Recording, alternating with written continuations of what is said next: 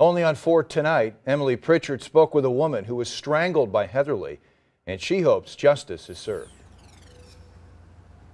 This is the parking lot where Scott Heatherly tackled a stranger on Friday.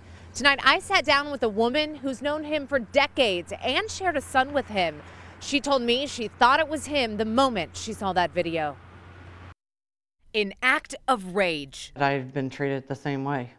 It's sad for her. Arnold police think Scott Heatherly is the man seen here, kicking a stranger's car and throwing her to the pavement. A man, Gidget Lawrence, says she has feared for years. I was thinking if she knew what kind of person she was getting out of the car in, she should have stayed in her car and dialed 911 immediately. Lawrence told me she wants to share her story for her son Tyler. He died at the age of 22 in an accident. He also beat my son with a brush, left bruises and whelps all over his butt. The man in that surveillance video is Tyler's father. It's just a rage. 1 minute he's fine, and the next second he's a monster.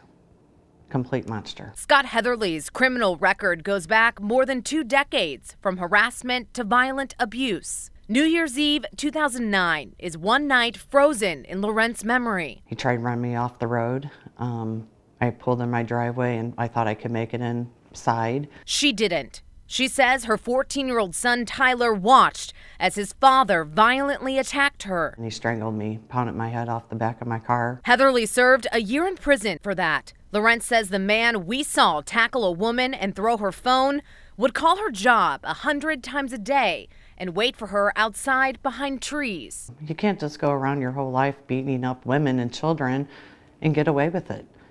You know, it's not right.